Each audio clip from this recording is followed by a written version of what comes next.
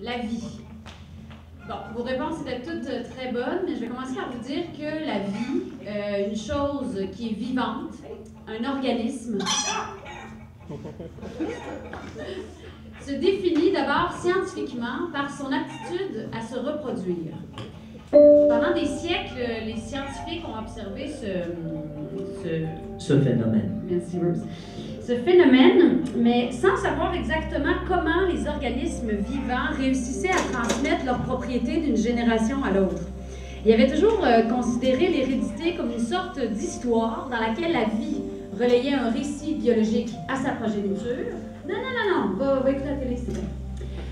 Mais il n'avait jamais pu expliquer comment exactement cette histoire-là était racontée. Et là, au début du 20e siècle, il y a finalement des biologistes qui ont découvert un agent cellulaire. Un agent cellulaire qui, lui, semblait enregistrer et transmettre l'histoire génétique de la vie.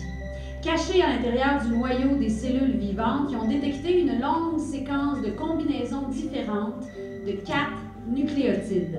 Adénine, cytosine, guanine et thymine.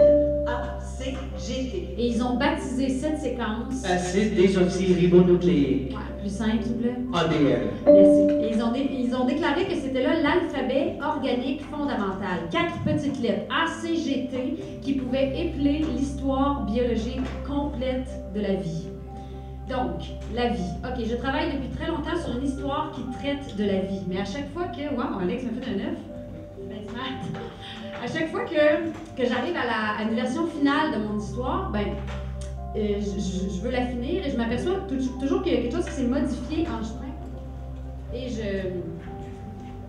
j'arrive pas à la finir. Donc, je vais commencer ce soir très humblement en vous disant... Ici. C'est là que tout est arrivé. J'ai 3 km de terre dans cette direction-là, puis j'en ai 2 dans cette direction-là. Le champ numéro 2 commence juste ici. Côté des pylônes électriques, c'est là que le champ comme tel commence. Percy Schmeiser, fermier chez lui à Bruno, Saskatchewan, décembre 2003. Pour moi, ma terre représente la vie.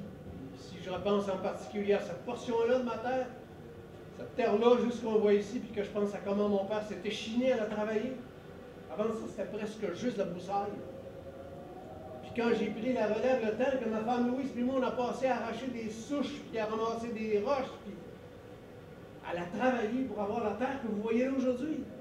L'amener à produire une culture, ça fait que la terre fait comme partie de nous, vous comprenez? C'est sûr que ça brasse toutes sortes d'émotions. Tout maintenant, quand on ne peut plus faire cultiver ce qu'on veut, nos choix nous sont enlevés. Contre notre gré, notre propriété nous est enlevée. Dans les journaux, dans le Western Producer Newspaper. L'avocat en brevet embauché par Percy à Saskatoon s'appelait Terry Zakreski. Ça a été leur première attaque ciblée. Ils sont jamais venus pour prendre le temps de le rencontrer en personne. Ils ont entamé la poursuite d'abord, puis ils l'ont questionné ensuite. Ils n'auraient pas dû prendre ce chemin-là. Terry m'a dit que Percy était un membre connu de sa communauté, une figure très active de la politique municipale et un agriculteur de canola de longue date. Est-ce que vous vous souvenez de votre première rencontre avec Percy? Oui, je me souviens très bien de notre première rencontre. On s'est bien entendu dès le départ. Hein? C'était le début d'une belle relation professionnelle entre nous deux. J'ai été frappé par son histoire. Je pensais qu'il y avait un dossier fort et je pensais qu'elle pourrait faire quelque chose. Terry Zakreski était jeune et il boitait d'une drôle de façon. J'ai appris plus tard qu'il souffrait de sclérose en plaques. Percy, Terry a pris soin de ne jamais me divulguer d'informations personnelles au sujet de Percy, mais c'était clair qu'il se souciait profondément de cette cause et de son client. Monsanto accusait Percy d'être allé s'acheter des semences piratées ou contrefaites et de les avoir utilisées pour cultiver ses champs. Et Percy était tellement convaincu, hein, tellement intraitable, c'était impensable qu'il fasse une chose comme ça. Donc, c'était ça le dossier au début. Hein?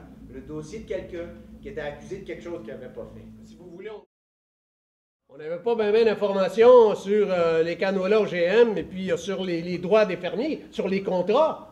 Les droits des fermiers qui ne pourraient pas réutiliser leur plan d'année en année. Il n'y avait aucune information dans les journaux. Merci. Merci beaucoup. Merci d'être venu à la télévision.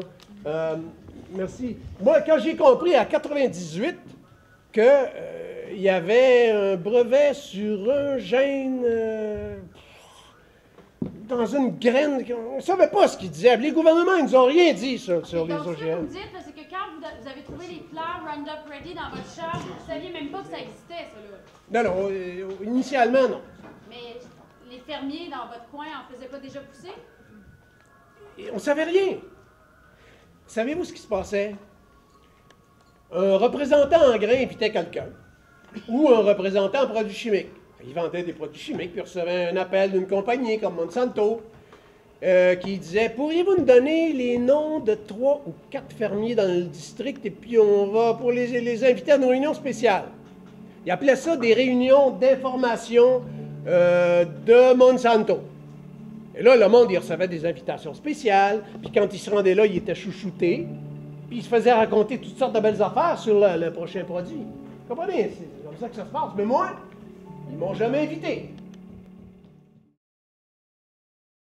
Dès que j'ai parlé à Percy, j'ai su que je parlais à un homme de courage et de vérité, un homme qui refuse de plier devant le harcèlement et les accusations d'une grande corporation multinationale, un David des temps modernes armé de foi et de vérité qui s'avance pour entreprendre un impossible combat contre Goliath.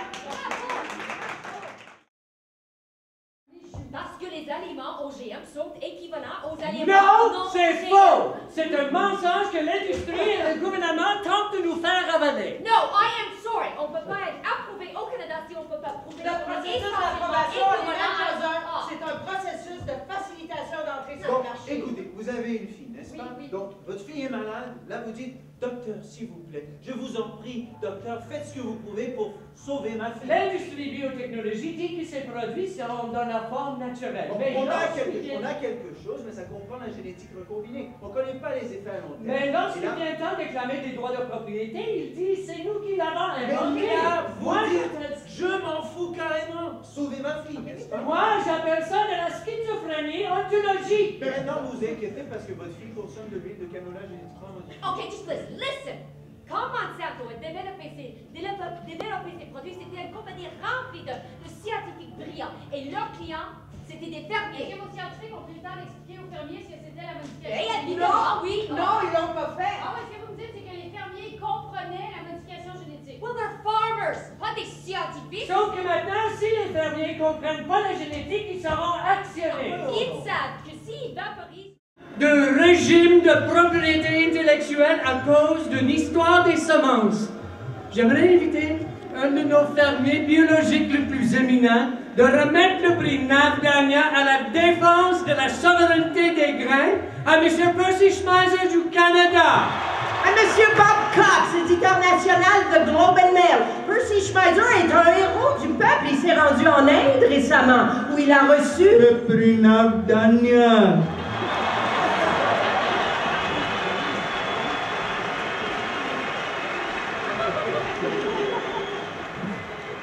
Merci infiniment. Je suis profondément honoré d'avoir un hommage comme celui-là. Aujourd'hui, j'ai assisté à une cérémonie commémorant le 133e anniversaire de Mahatma Gandhi. Et pour moi, c'était un moment très émouvant parce que j'ai vu à quel point cet homme-là s'est battu contre la suppression des gens de l'Inde. Et nous aussi, aujourd'hui, nous nous battons contre la suppression des fermiers de partout à travers le monde à cause du contrôle des semences par les corporations multinationales. Et il faut se battre très fort pour conserver les semences de la vie, les semences de la nourriture que nous mangeons. Et je voudrais dire aux gens de l'Inde, si vous ne résistez pas, vous serez sous la domination des multinationales. Merci. Le bataille continuelle de Percy Schmeiser pour que les agriculteurs puissent utiliser leurs semences comme ils veulent lui a valu une surprise. C'est ça, ma reporter pour le Prairie Messenger. Le prix de Mahatma Gandhi en Inde. Le prix Mahatma Gandhi. Le prix est donné par la famille de Gandhi à quelqu'un qui participe dans l'avancement de l'humanité. Non, le prix n'est pas remis à Percy pour la famille de Gandhi. Les produits de Monsanto. Il faut permettre aux détectives de Monsanto de venir inspecter nos terres, nos greniers. Et ça pendant 3 ans après la signature d'un contrat, même si on a utilisé leurs produits pendant seulement 1 an. Et qui sont les détectives de Monsanto? Des ex-policiers de la GRC. Et la plupart du temps, ils disent qu'ils sont des ex de la GRC, mais la plupart du temps, le fermier n'entend pas le mot ex, il entend juste le mot police. Alors, qu'est-ce que vous pensez qui arrive quand la police génétique arrive dans une ferme? Le fermier va se demander quel est le voisin qui l'a mis dans le trouble. Et comme ça, on a des communautés de fermiers qui se font plus confiance entre les uns et les autres et qui ont peur de se parler. On a l'effondrement de la culture rurale agricole avec des fermiers qui ne s'entraident plus. Et ça, c'est une des pires choses qui pourrait arriver et qui arrive.